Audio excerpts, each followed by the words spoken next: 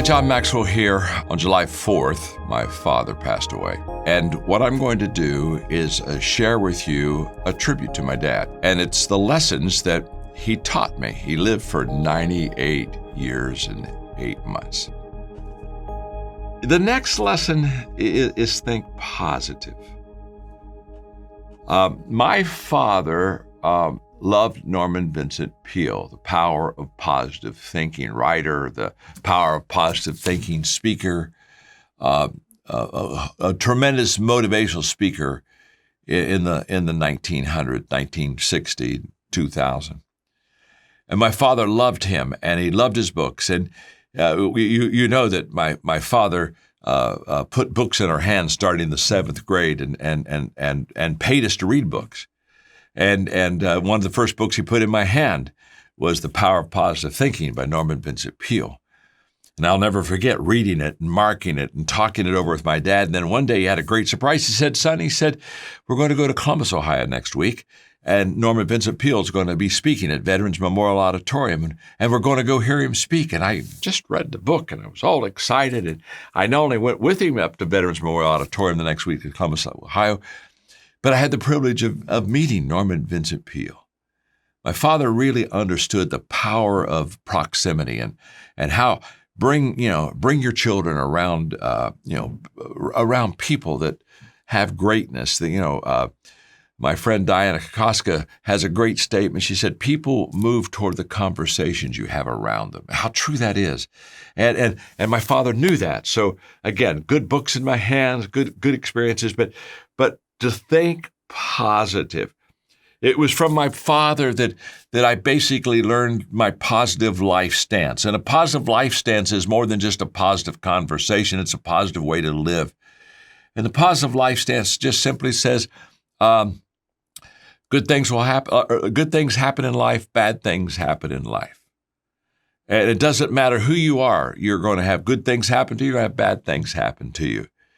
If I have a positive life stance, if I have a good attitude, the bad things that happen to me won't be as bad as if I have a negative attitude. And the good things that happen to me will be better. So therefore, I choose to think positive.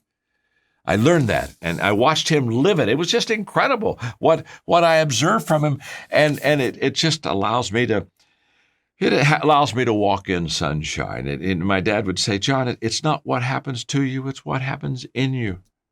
You don't have control of the outward circumstances, but you do have control of your inward spirit and your inward attitude." When I wrote the book, The Winning Attitude, one of the first books I wrote, really it was I think it was the 6th or 7th book I wrote, but it was the first book that really sold well. Okay, let's start there.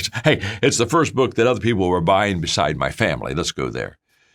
And when I wrote the book, The Winning Attitude, it was just basically copying all of the incredible positive thinking, positive attitude stuff that my father had given to me. Just incredible teaching.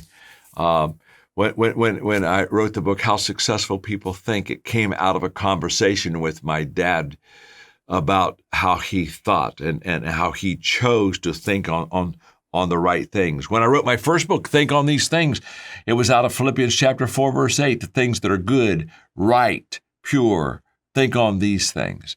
It was ingrained on me to think positively.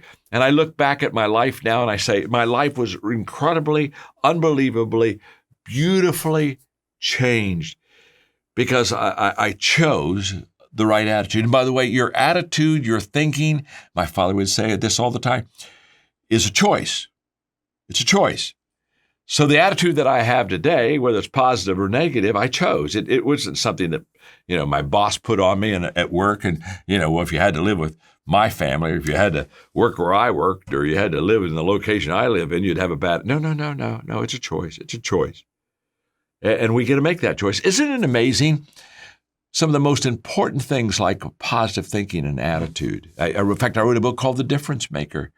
And the whole thesis of that book is that attitude isn't everything, but it's the main thing.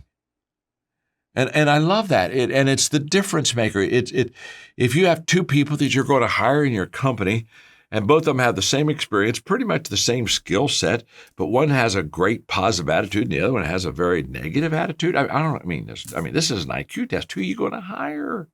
You're going to hire the person that has the positive attitude. It's that all things being equal, if you and I are on the very same level, all things being equal, if you have a great attitude and I have a poor attitude, all things being equal, when somebody has to choose one of us but can't choose both of us, they'll choose you. I'll get left out every time. Why? Not because I lack the ability or the talent or the experience or the skill. No. You had a better attitude. It gave you a step up on me. My father knew that and understood that and practiced that.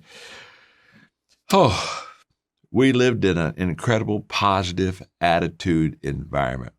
And my father had it to the day that he died. Literally, a couple years before he passed away, he looked at me, he said, John, we were having a lunch. He said, John, what was he, 96? He said, I've been thinking about my life. He said, I think my greatest days are still ahead.